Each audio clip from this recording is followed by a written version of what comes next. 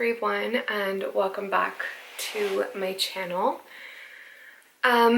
So it's been a while since I filmed a video, and a lot of you guys have been asking what's going on with the pregnancy. So I've just kind of fallen off the face of the earth, and I really appreciate you guys reaching out to me, making sure everything is okay. So I wanted to make this video for you guys as an update, and then later on in the week I'll be posting from the end of my first trimester until now. That way I can just get you guys up to speed on everything. The last place where I left off was telling you guys that we were going to be seeing the maternal fetal specialist because the doctor suspected a subchorionic hemorrhage, and so we went to the specialist and they confirmed that that's what it was. When my doctor had seen me, I was about 7 weeks pregnant, and the bleed was pretty substantial. It was very big, and there was a lot of blood flowing around the gestational sac. It was pretty scary. And when I got into the maternal fetal specialist was 2 weeks later, so I was 9 weeks. And at that time, it looked a lot smaller in size.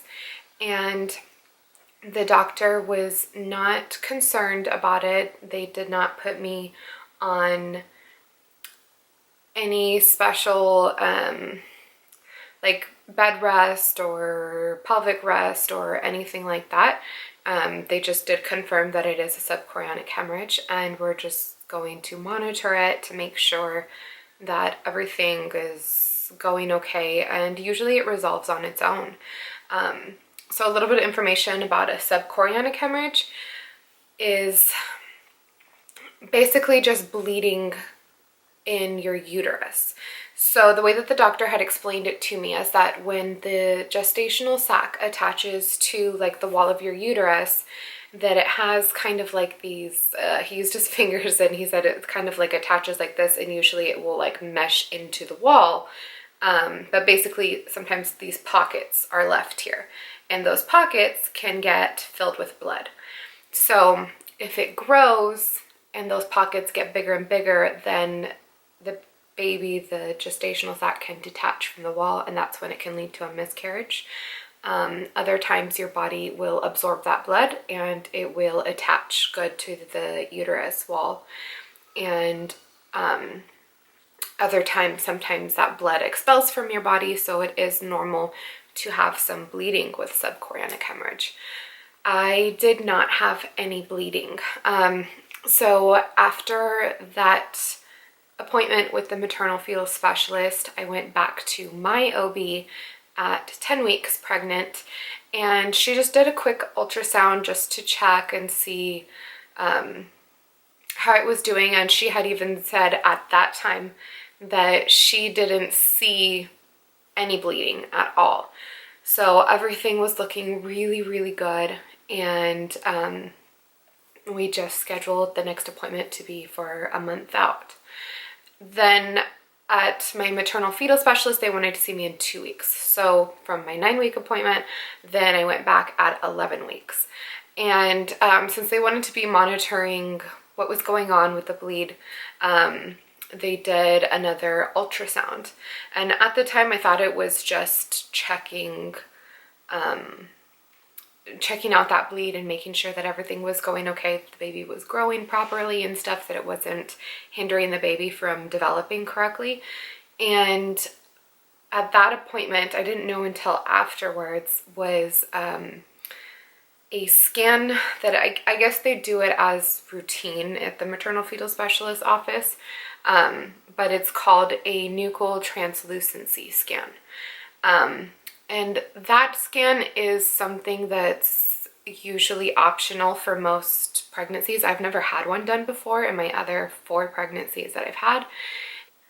So during that scan, the bleed, they told me, had resolved, and they didn't see it anymore, and we were able to see the baby was growing and everything.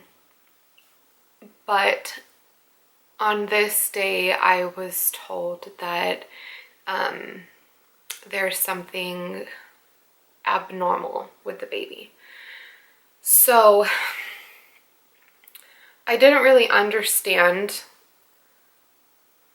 what it was that they were telling me for two reasons. And one of those, because I was kind of blindsided. They hadn't told me what kind of scan it was that they were doing, and I'm the type of person that I like to be very thorough and I like to be informed, and I was just totally blindsided by it because I thought that I was only in there to check up on the bleed.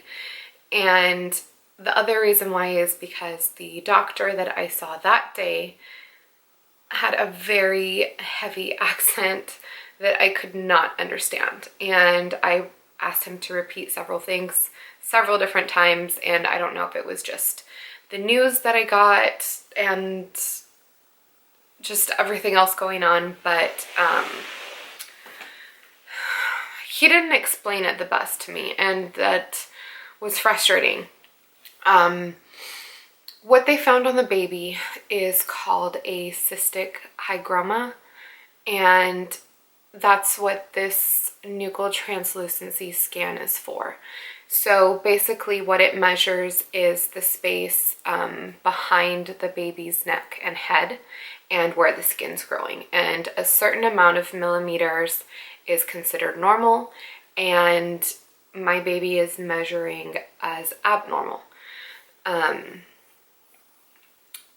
What that doctor told me was that because of this abnormal measurement, something was wrong with the baby. And it meant that it would be something genetic. It could be possibly Turner syndrome. It could be Down syndrome. And if it wasn't one of those, that it would be something structural. He also mentioned termination at that appointment. And my world was just flipped upside down. I did not know what to expect out of any of this. Like I said, I didn't even know that that was the scan that they were doing that day, to at least prepare myself a little bit. And I left that appointment just not knowing what to do next. The next day I went into my doctor's office and I asked her, can you please explain to me what's going on, because I don't understand what's happening. And I've been with this doctor from my very first pregnancy. She was with me in my surgery that I had 6 months ago, and she's delivered all my babies. So I really trust her opinion. And, you know, I couldn't believe that this is what they were telling me, that basically there's going to be something wrong with my baby if it survived at all. And she recommended that I go back to the maternal fetal specialist and ask for a different doctor, just because of all the difficulty that I was having with understanding, and just the way that this doctor presented the issue to me just didn't sit well. And so that's what I did.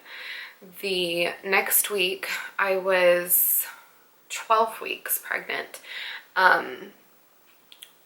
He explained to me a little bit better that a cystic hygroma is a symptom but not a diagnosis.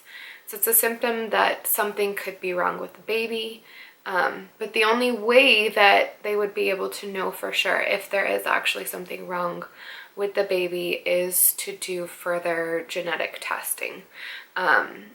And that would test the genes, but they would also be able to find out if the baby had any kind of heart defects or any other defects that was going on. This early on in the pregnancy, it's kind of difficult to see all the tiny little like chambers in the heart, because the doctor said that the baby's heart would have been about the size of a pea. So it's very difficult to determine if there's anything wrong at that point. So we did it. That day I had what's called a CVS test done, and it's very similar to an amniocentesis. And it was this huge needle about this big that they put in through my belly, and they take samples of the placenta. And that was scary and painful, and there's a good chance of miscarriage with that procedure. But we just felt that it was our best option to be able to get a better idea of what was going on.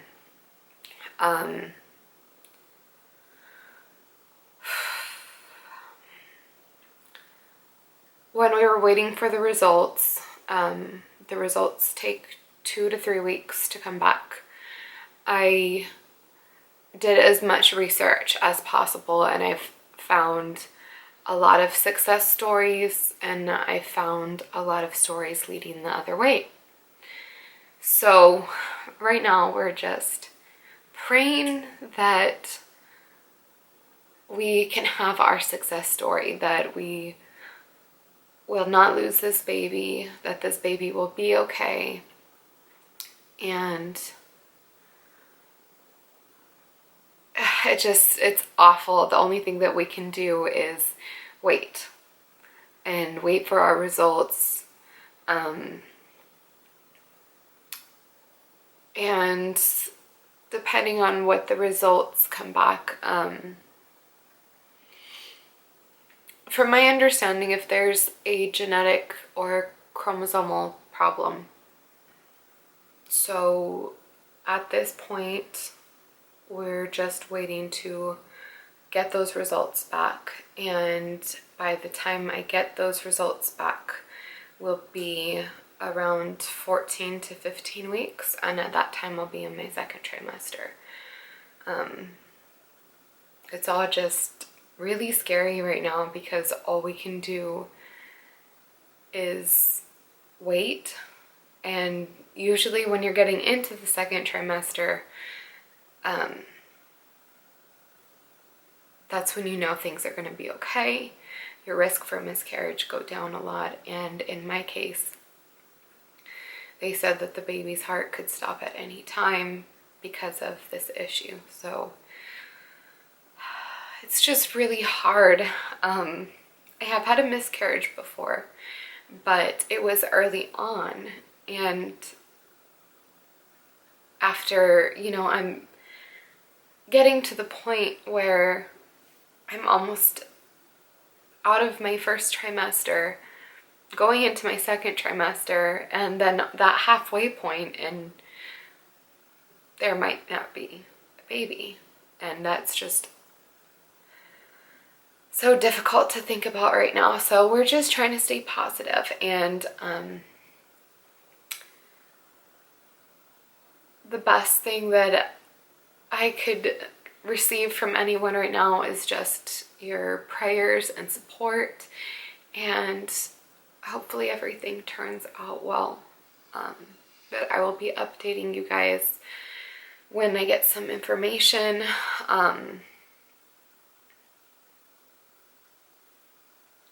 Yeah, so hopefully the next time I make this video, it'll be on a better note, a happier note. Thank you guys for watching.